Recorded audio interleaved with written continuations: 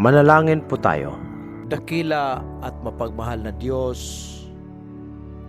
may-ari sa lahat ng nasa langit at sa lupa. Kami po ay dumudulog sa inyo at tulad ng buhangin sa dagat, puno kami ng bahid ng kasalanan at di karapat-dapat sa inyong presensya.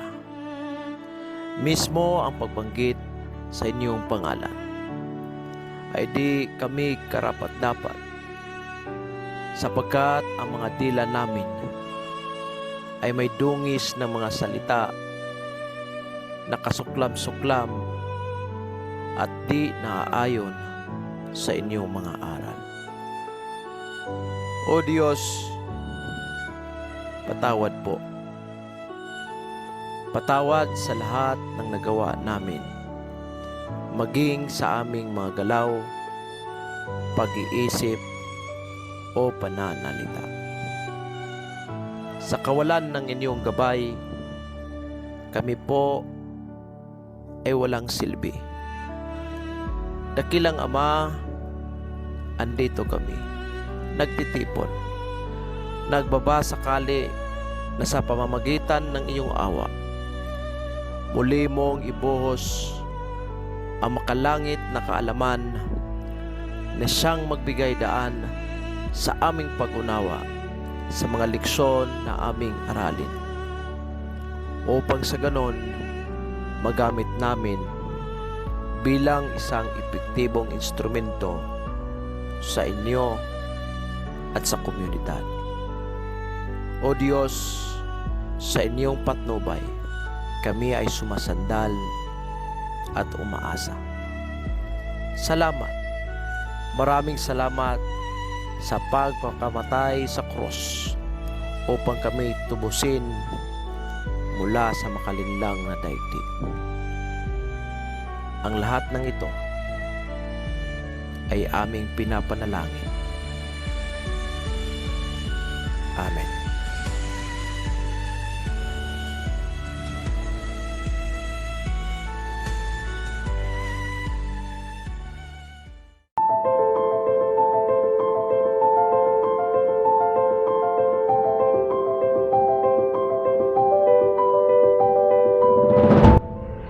Magandang umaga po sa lahat ng mga kadete nationwide from Luzon, Visayas, and Mindanao, sa lahat po ng instructors, professors, mga registered criminologists, lecturers, sa lahat ng review centers nationwide, mga deans po. Magandang umaga po sa inyo and welcome sa Bikoy na mga kadete. This is the last episode, pinaka-last na po na part sa discussion natin sa subject na character formation, nationalism, and patriotism. Tapos na po tayo sa part 1 at part 2. Yung lahat ng remaining topics ilagay po natin dito sa pinaka-last na episode. Okay? I'd like to advertise my book again, yung Bikoyno book, sa lahat po na hindi pa nakapag-avail. Yung libro po natin, napaka-pulido po, ang lahat ng contents naka-arrange na po per major area. Tsaka yung chapter 2 nito may mga conglomerations or collections of mga previous questions sa previous criminologist licensure examination na pwede nyo pong mapagpraktisan. Okay? Makapag-practice po kayo para at least mag-gauge nyo po ang level ng learning that you have right now, and then you probably decide after kung kaya nyo na bang mag-take ng board examination. Okay? Pag mag-avail po kayo, andyan po yung pangalan ko sa video description. Give me a chat. Pwede din pong sa Facebook page po kayo mag-chat, and then I'll give you personally my reply pag nabasa ko na po yung mga messages nyo po. Sa lahat din po ng mga instructors natin, available din po ang PDF copy at saka yung PowerPoint presentation sa subject na ito in exchange of a very minimal price. Okay? Pag mag-avail po kayo, again, doon na lang po kayo sa Facebook page po natin or sa official Facebook account po, doon po kayo mag-contact para at least makapag-agree po tayo sa mode of transaction. Alright? Without any delay, continue po natin ang Heraldic Code of the Philippines. Flag and Heraldic Code of the Philippines. Okay? Republic Act 8491. Last time, nag-stop po tayo sa Section 18. Okay? Yung pag-display ng flag along with the house flags and other national flags of other countries. Okay? Una dito sa section po na i-discuss natin in this episode is section 21-A. Napaka-easy lang naman. Ang national flag po ng Pilipinas can be displayed inside, pwede inside the building, pwede outside the building. Pag nasa outside building siya, dapat prominent siya, dapat klaro siya at saka transparent. Okay? So the most viable place for the national flag to be placed should be in front of the building para at least mas klaro siya. Mas klaro siyang tingnan. Pag inside naman mga kadete, pwede siyang i-display, pero ang kanyang positioning should be placed at the left side of the observer as one enters the room. Ibig sabihin, pag ikaw yung observer, dapat yung yung flag na yan, yung Philippine National Flag, dapat nasa left side. So makikita nyo po sa sa picture, nasa left side po yung Philippine flag. Ang tanong, pwede bang ilagay ang national flag sa movable flagpole? Pwede po. Pwede din pong stationary. Allowed naman po yan sa batas po natin. Okay? Next, Section 21-B.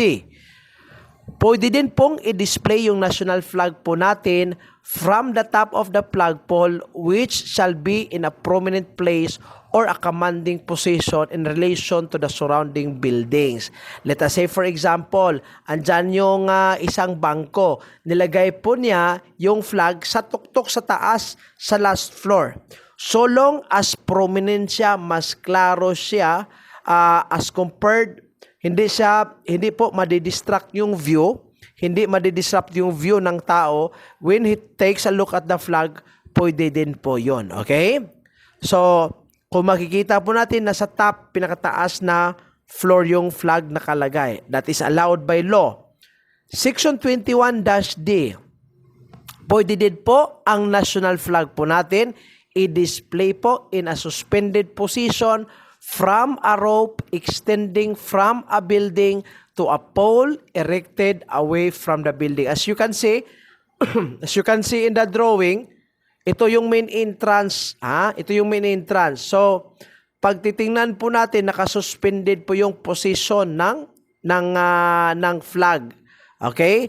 And that is still allowed by the law. So long as, again, yung paglagay ng flag po natin, dapat klaro siya, prominent siya, at the same time, wala pong anything that could block the view of the person in seeing the flag. Okay? Next. Pag hanging vertically naman, ganito. Pag hanging vertically, especially pag nasa roadway, ang blue should be on the left side. Tsaka yung the blue field should be at the left side, and then the red should be on the right side. Okay? Sa observer's point of view po ito ha. So pag ikaw yung tumitingin, dapat yung blue na color nasa left side siya at saka yung red dapat nasa right side siya. Kasi pag nakabaliktad yan, kung red ang nasa left, ang mangyayari in times of war yan. Pero nasa peacetime pa po tayo, kaya yung blue dapat nasa left side. Okay? Andyan na po yung picture natin para mas klaro pa. Sunod. Burning of a worn-out national flag. A worn-out national flag should not be thrown away. It should be burned solemnly, ashes collected, and buried. The national flag should be replaced immediately when it begins to show signs of wear and tear. So, ibig sabihin, pag old na po yung flag natin, worn out na po, ano yung dapat gagawin? Hindi po dapat siya itapon. May ceremony po na gagawin. It has to be burned solemnly. Okay? It has to be burned solemnly. Tapos yung abo niya, yung ashes niya, sabi ng batas, dapat it has to be buried.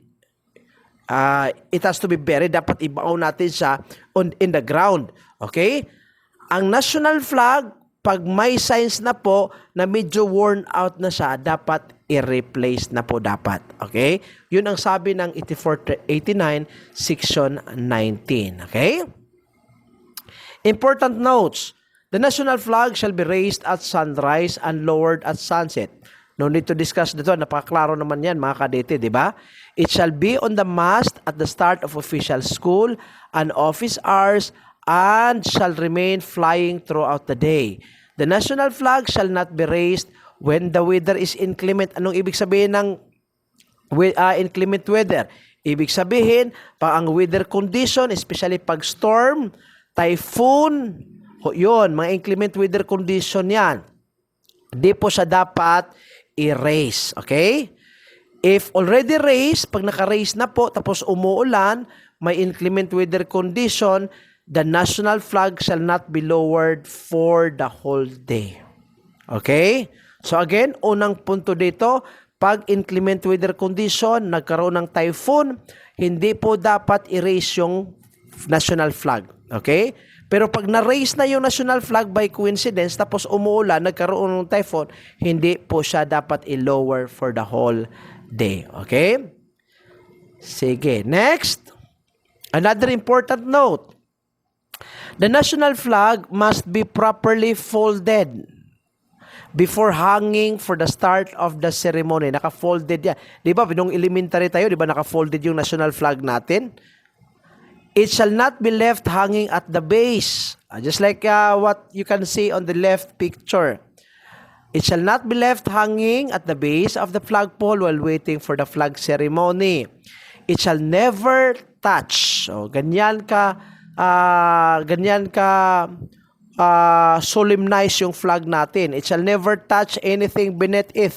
Yung flag dapat hindi siya mag-touch sa ground, such as the base of the pole, ground, or other object. So dapat hindi siya makapag-touch. Dapat you hold the flag para hindi siya makakontak ng other material. After being lowered, the national flag shall be handled and folded solemnly as part of the ceremony. Okay? Ito, grade 1 topic ito. Napaka-easy na maintindihan, di ba, mga kadete?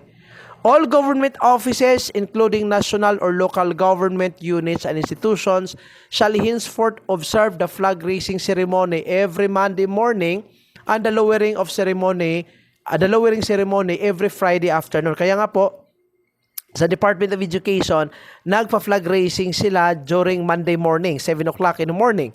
Tapos, nilo-lower nila yung national flag pagka Friday na. These include, kasali na po yung mga private establishments who fly the national flag on the flagpole in their compound. Example, pag private institutions or private schools, during Monday, dapat ma-raise yung flag. Pagka Friday po, same din, dapat i-lower. Magkaroon ng lowering ceremony. Okay? Ito yung mga protocols to be followed during the flag raising ceremony. Very grade 1. This is very grade 1 kadete, pero we do not have a choice. Wala tayong choice dito. Dapat i-discuss natin. To remind us, at the same time, to prepare ourselves for the board examination. Kasi dito pasikot-sikot yung mga tanong sa board examination eh.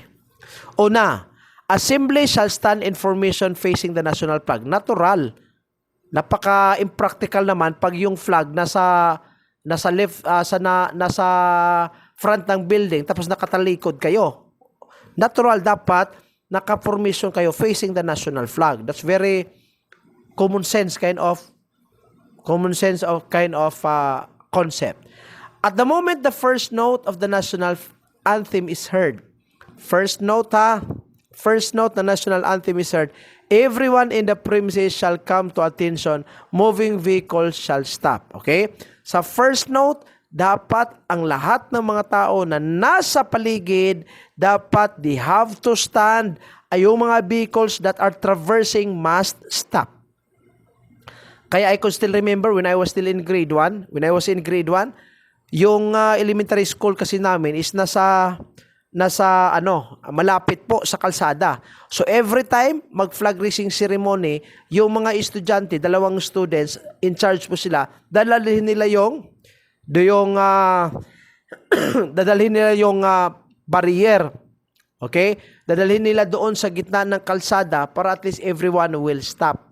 Okay? Because that is mandated by the law. Okay? Yung signage, ilagay doon sa gitna to tell the motorist na nagfa-flag racing tayo. All persons present shall place their palms over their chest. Pag magtanong ang board examination, kailan mo ilagay yung palm mo sa chest? Left side sa chest. Okay? Sa left side. Left side mo ilagay. Kailan? On the first note of the national anthem. Okay? Klaro yan. Next. Those with hats shall uncover. Pag may sombrero ka, alisin mo yung sombrero mo. Pag may hat ka, alisin mo yan. While those in military, scouting, security guard, and citizens military training uniforms shall give the salute. Ano ang sabi dito, mga kadete? Yung mga citizens military training uniforms shall give the salute. Kasali yung mga security guard, kasali yung mga scout natin, kasali yung military, kasali yung Philippine National Police. Hindi po nakalagay dyan criminology. Okay? Pero ang tanong ngayon, sir, pag nagsalute yung criminology, anong ibig sabihin dyan? Violation ba siya? I would not say so. I would not say it's a violation. And I would not also say that it is in accordance with the law. Basta ang sabi dito, ito lang po ang mga miyembro na dapat magsalot. Yung miyembro sa military, yung sa scouting, security guard. Kasali na dyan yung mga citizens military training uniforms. Kasali din po yung Philippine National Police. Sila yung magsasalot. Prescribed by the regulations which salute shall be completed upon the last note of the anthem. Ibig sabihin, first note, pag ordinary citizen, lagay mo sa chest. Last note ng national anthem, ibaba mo yung palm mo. Okay? Pag nag-military ka, nagsasalute ka on the first note, ibaba mo yung kamay mo, yung right hand mo, pag last note na po ng national anthem. Okay? During the flag lowering, the national flag shall be lowered solemnly. Kasi solemn siya, dapat slowly yung pag-lower natin sa flag. Okay? Shall be down, so that the flag shall be down the mast at the sound of the last note of the national anthem. Baka lalabas ito mga kadete sa board examination. Ibig sabihin, in the lowering of the flag, dapat ita-timing po sa dalawang tao na naglo-lower that the flag will reach below on the last note of the national anthem. Kasi dapat marunong kang mag-timing dyan, especially pag mataas yung flagpole. Nung araw, kapag kami yung nagre-race ng flag, dapat timing yung pag-ano namin. So pag lower dyan, pag lowering ng flag, okay lang yung pagpataas. Kasi yung pagpataas po, pag racing, ano yan mabilisan yan Pero yung pag lowering, slowly yan very slow. And then you need to get a timing, na dapat ang timing dyan, natapos na yung last note ng lupang hinirang, and then the flag is already below the, it's already within reach by the persons in charge in lowering the flag. Those in the assembly shall observe the same deportment or shall observe the same behavior as for the flag raising ceremony. Okay? Next. Punta tayo sa half-mast. Okay? Punta tayo sa half-mast. Okay. Say half-mast. Half-mast po. Shall mean lowering the flag to 1/2 the distance. Ibig sabihin, nasa middle siya ng flagpole.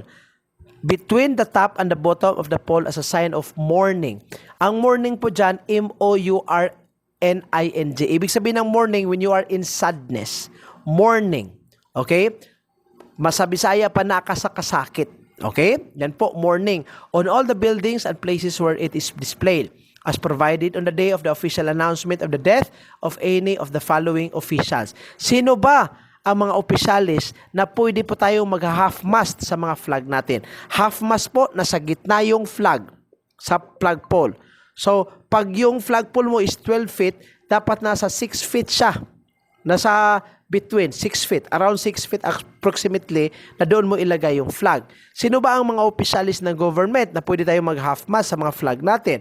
Una, presidente. Pag namatay yung presidente, or yung former president, mag-half-mast tayo sa flag natin for 10 days. Memorize nyo yan, mga kadete 10 days ang nakalagay dyan. Pag namatay yung Vice President kasi pinatay ng presidente. Di ba?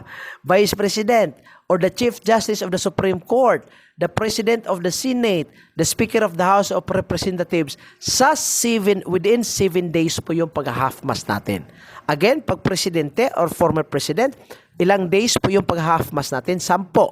Pag Vice President, Chief of Justice ng Supreme Court, President of the Senate, and Speaker of the House, 7 araw po i-half mast natin yung flag natin.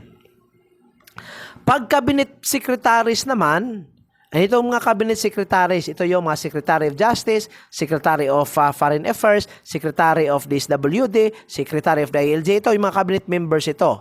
Associate Justice of the Supreme Court, members sa Senate, mga senator yan, senador, pati yung House of Representatives, ito yung mga congressman, the Chief of Staff of the Armed Forces of the Philippines, and the Director General of the Philippine National Police or yung Chief PNP, pag namatay sila, 5 araw yung pag-half mast po natin. Sunod, heads of national government agencies including yung government-owned and controlled corporation and government financial institution for 3 days po yung pag-half mast po natin. Pero may mga additional yan eh. We also have, pati na yung governors, I'd like to add. Pati na po yung governors, kasi nasa picture continuation na sa picture. Pati na yung mga governors, vice governors, pati na yung city and municipal mayors, city and municipal vice mayors for 3 days po ang pag-half mast. Members naman ng Sangguniang Panlalawigan or Provincial Board, pati na yung Sangguniang Bayan or Municipal Council, i-half mast lang po on the day of interment. Okay? Yung pag-burial na. Next, veterans of previous wars, yung barangay chairman and barangay councilors on the day of interment. Okay? Kanina I-mention councilor. May sila, may half mast sila based on Section 27 on the day of interment na lang po. Okay? On the day of interment na. Sunod, former national or local government officials appointed or elected other than those specified on the day of the interment with their former respective jurisdiction and resolution of the respective sanggunians. Pwede din po, regional directors, superintendents, supervisors, pati na po yung principals, teachers, and other school officials on the day of interment and by order or of proper school authorities concerned, pwedeng mag-half mast. Example, namatay yung teacher, mag-order yung supervisor or yung superintendent ng division, pag-half mast pwede din po on the day of interment. Okay? So, yan mga kadete ang mga officials po natin na qualified po sila para po mag-half mast po ang eskwelahan. Ang eskwelahan, mag-half mast po ang flag. Okay? Alright? So, tingnan nyo yung yung sabi ko kanina on the day of interment yung panahon lang ng burial. Okay? I'd like to repeat, members ng Provincial Board, Municipal Council, veterans, barangay chairman, barangay councilors, former national or local government officials, regional director, superintendent, principal, teachers, school officials, on the day of interment lang, yung panahon ng burial, pwede tayo mag-half mast. Okay, ang procedure po natin at ganito procedure natin, ginalagay ko na po dyan sa morning AM, morning una, nilagyan na, andyan na po yung 1 and 2, okay? Unang step, ang flag will be raised up until the apex, yung sa pinakatuktok. Pag nakaabot na siya sa pinakatuktok, i-lower po yung flag slowly up until makaabot siya at the middle. O doon po ang half mast. Hindi po siya automatic na you raise the flag and then when the flag reach at the middle, automatic tapos na. Hindi. 2 steps po yan. Raise mo yung flag up until nakaabot siya sa apex or sa pinakatuktok and then you slowly lower it up until nakaabot siya sa middle. And then you tie the rope. Okay? In the afternoon naman, pag lowering, 'Di ba yung flag nasa half middle? I-raise mo na siya pataas, papuntang pinakatuktok, and then slowly lower it down up until the flag will reach at the bottom. Okay? Andyan yung numbers mga kalite. I-follow nyo lang po. Okay? Follow nyo lang ha.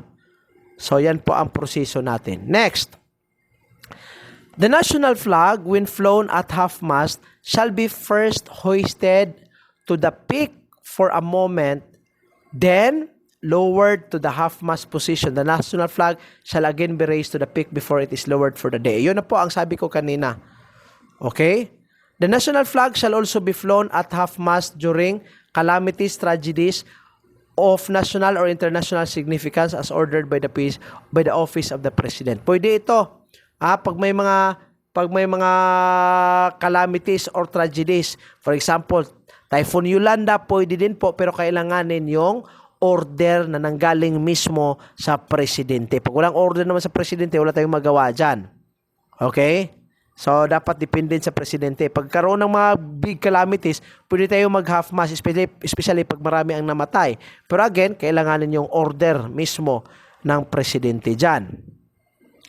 The national flag shall be permanently hoisted at half-mast, day and night throughout the year, at the tomb of the unknown soldier, o sa cemetery sa unknown soldier, libingan ng mga bayani, Fort Bonifacio, Makati City, Mausoleo de los Veteranos de la Revolución, North Cemetery, Manila, and in all memorial cemeteries dedicated to war veterans.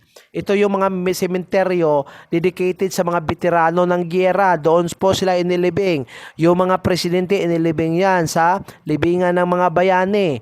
So, ang lahat po na lugar ng mga sementeryo dedicated to our veterans, naka-half-mast yung flag po permanently throughout the year 365 days in a year. Okay? Lagi yang naka-half-mast doon. Sunod, the national flag of this declared site shall be properly illuminated at night. Dapat may proper lighting po para mas makita siya. Next, the national flag may be used to cover the caskets of the honored dead of the military veterans of previous wars. Yung namatay sa mga previous na giyera. Kasali din po yung national artist dito. And of civilians who have rendered distinguished service to the nation as may be determined by the local government unit concerned. So pwede din po, kahit hindi ka veterano sa giyera, pero may mga contribution ka naman na distinguished service para sa nation natin, pwede din pong mabigyan ka ng flag that will be covered on top of your casket. Casket, ibig sabihin, yung coffin. Okay? Coffin. Next, the national flag shall be placed such that the white triangle shall be at the head and the blue portion shall cover the right side of the casket. Ganito ha. Pag may namatay, andyan po yung mga kaditi, tingnan nyo po yung picture. Ang sun po at saka yung 3 stars, andyan po siya nakalagay sa head part sa dead person. Okay? Ibig sabihin, andyan yung patay na tao, yung head niya. Nakatabon siya yung white triangle ng flag. Another thing that you have to remember, ang blue dapat nasa right side ng casket or nasa right side ng coffin. Just like what you can see on the screen, yung picture.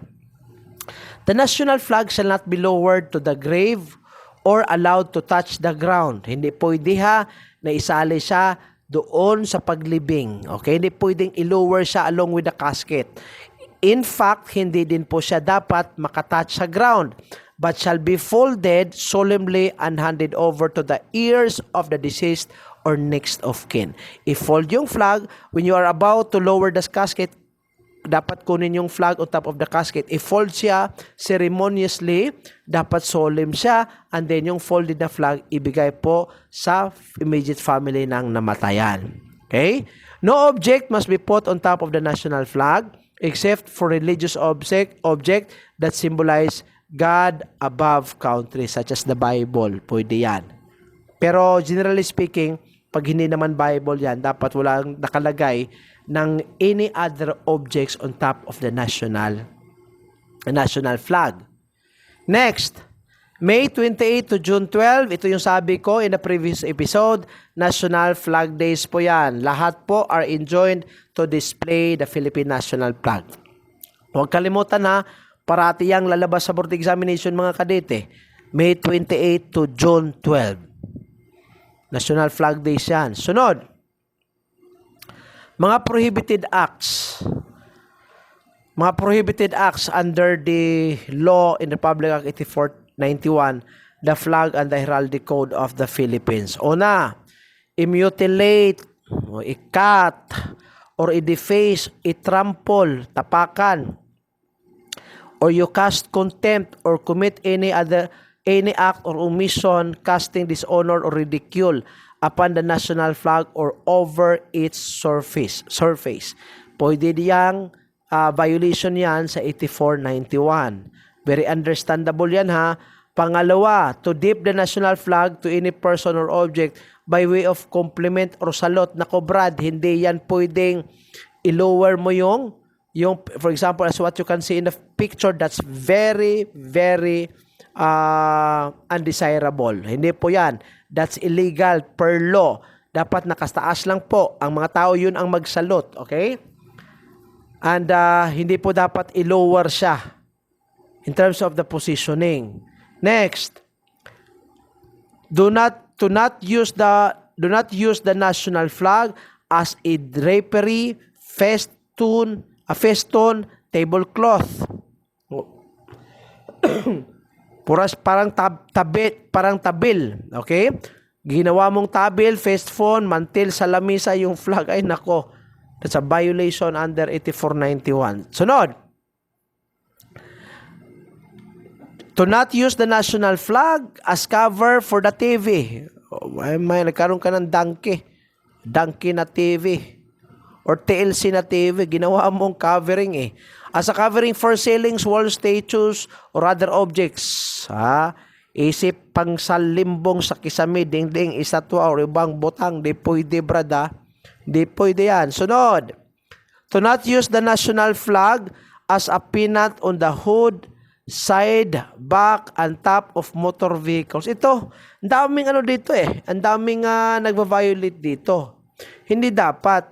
Pero kapag national flag days naman, tapos nagkaroon ka ng flag and you stick it on the motor vehicle, that is allowed under the law. Pero ito, talagang ginawang peanut on the hood, side, back, and top of motor vehicles. As what you can see in the example, that's a violation po sa Republic Act 8439. Next, ginawa namang design sa staff at saka yung sa whip, yung baston or sungkod. That's a violation. Mali po yan.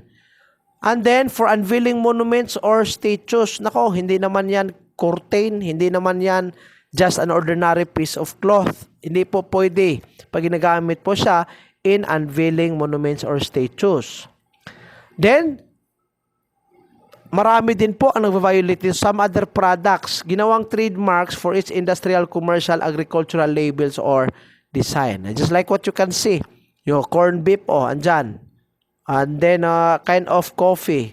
Inilagay dyan. So, that's a violation under the law. Next, to display the national flag under any painting. As what you can see in the picture. Nasa below siya sa painting or picture. Bawal yan. Horizontally, it should always be hoisted aloft and be allowed to fall freely. As what you can see, at the middle picture, yun po, he kept on touching it, holding it. It should be hoisted freely. It has to fall freely. Okay? Hindi din po siya dapat ilagay below any platform. Okay? As what you can see on the third picture, in discotheques, cockpits, night and day clubs, casinos, gambling joints, places of vice or where frivolity prevails, or house of ill repute, hindi po pwedeng mag-display ng national flag doon. Next, again, Ito, marami din pong mga ano natin dito, mga yung nasa pageant business. Okay, mga Miss Universe natin. There are a lot of instances na yung national flag po natin ginawang disenyo in part or as a costume or a uniform during presentation in international pageantry. Basically, under 8491, technically speaking, bawal po siya. Sunod, to a print, paint, or attach representation of the national flag on handkerchief. Hindi pwede. Nilagay naman sa napkins or sa cushions or any kind of articles of merchandise. That is not allowed under the law.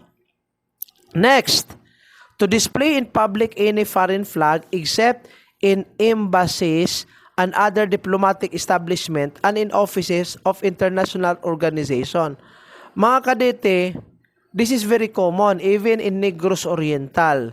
Ang dami pong mga bahay dito, mga private buildings na nagdi-display sila in public. Mga foreign flags kasi ang may-ari ng mga building na ito are mga foreigners, okay? Nagdi-display sila ng flag ng United States of America. Nagdi-display sila ng flag ng Canada. Ang sabi po ng Section 39 sa Republic Act 8491, dapat po ang mga flags na ito ilagay lang po siya, i-display lang po sa mga diplomatic establishments such as embassies, okay, or any offices of international organization. Bawal po ang ganyan. Okay? To display in public any foreign flag except in embassies and other diplomatic establishment. Okay? Di pwede ha. For example, nasa picture siya, ang nasa picture, Magbanwa Dormitory. Pero ang nakalagay, Pinoy siya na dormitory, pero ang nakalagay, ito yung flag niya. Yung may cross, red cross sa gitna. That's not allowed under the law.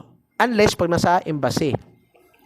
To use or be a part of any advertisement or infomercial, hindi din po pwedeng isali yung flag dyan. Next. Okay, next. To display the national flag in front of buildings or offices occupied by aliens. Pag embassy siya ng China, dapat ang naka-display dyan yung Chinese flag. Pag embassy siya ng Amerika, dapat ang nakalagay doon should be the flag of that country. Hindi pwedeng embassy ng China pero ang nakalagay flag ng Pilipinas. Di pwede. That is not allowed under 8491. Then, to add any word, figure, mark, picture, design, drawings, advertisements, or imprint of any nature on the national flag. O nilagyan pa namang hashtag ipadayon. Okay, di pwede ha? Or naglagay siya ng smiley, di ba? Sa red na color. Nagkaroon siya ng additional mark or words that is not allowed under the law. Okay? Next, rendition of the national anthem. Whether played or sung shall be in accordance with the musical arrangement and composition of Julian Felipe and in accordance with its original Filipino lyrics and march tempo.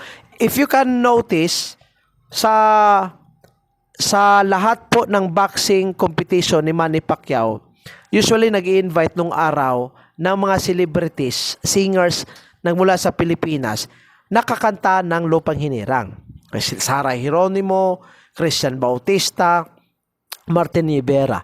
Pero ang nangyari kasi noong araw, yung original composition ng Lupang Hinirang by Julian Felipe, inaiba-iba nila yung tono ng Lupang Hinirang.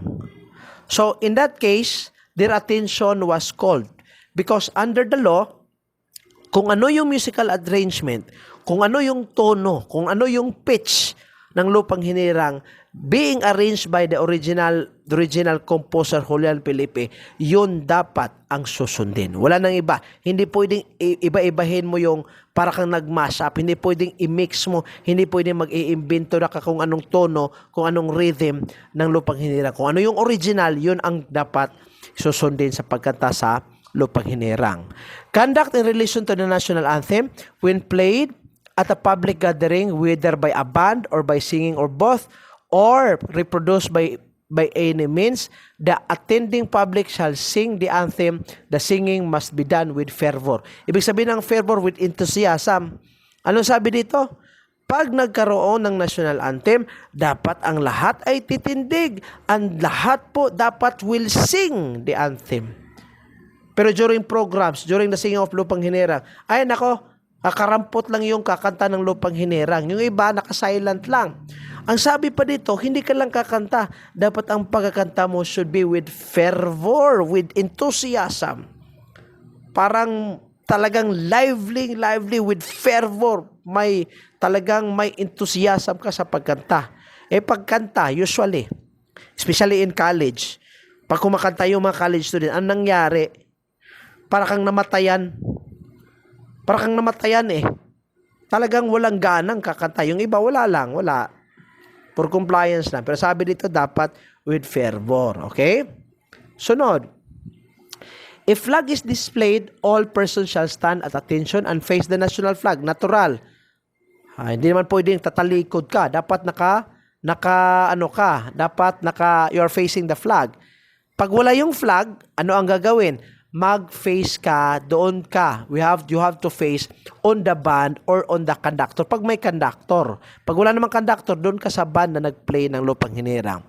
At the first note, all persons shall execute a salute by placing the right palms over their chest pag ordinary citizens ka. Pero yung sabi ko kanina, military personnel, Philippine National Police, yung mga scouts, security guard included, dapat nakasalute sila using the right hand. Kailan? On the first note. Kailan nila ibaba yung palm? On the last note of the Lupang Hinirang.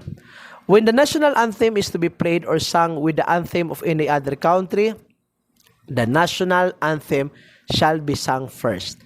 Okay? Plain and simple, napakaklaro.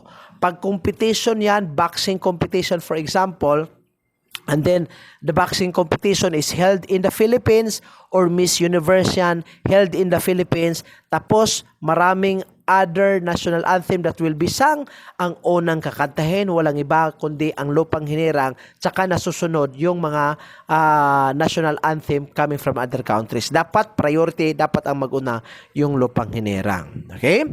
National motto natin, maka-Diyos, makatao, makalikasan at makabansa. Ay nako, yan po ang motto namin na minimorize namin when we were still in high school. Okay?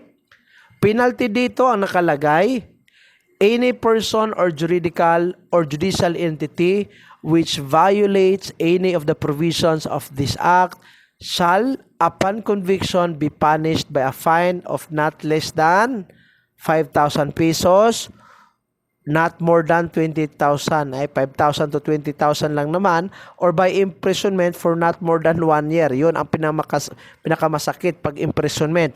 Or pwedeng both fine and imprisonment at the discretion of the court, provided that for any second and additional offenses, pag pangalawa na brad, both fine and imprisonment shall always be imposed. Pag una pa lang, pwedeng fine na 5,000 to 20,000 or imprisonment, or pwede din po yung dalawa. Upon the discretion lang po or choice or decision ng korte. Pero pangalawang offense mo na yan, automatic na ang fine at saka yung imprisonment, makarga yan sa punishment mo. Okay? I really pray mga kadetail that I was able to contribute in your preparation for the criminologist licensure examination regards po sa lahat ng mga reviewees, especially yung mga self-review. Magpakatatag po kayo kahit may financial challenges tayo. You can do it mga kadete. You can really do it. Huwag kalimutan mga kadete ha. We are trained to become mountains, and mountains do not bow down to the little whispers of the wind. If by unfortunate event, if you will fail, what you are going to do is you have to stand up, bounce back, shake off the dust, move on and move forward. Because again, importante, we have to maintain the spirit of being a mountain. Mountains do not bow down to the little whispers of the wind. Huwag kalimutan, tiwala sa Diyos at tiwala sa sarili. Rise like a bubble. Maraming salamat and God bless everyone.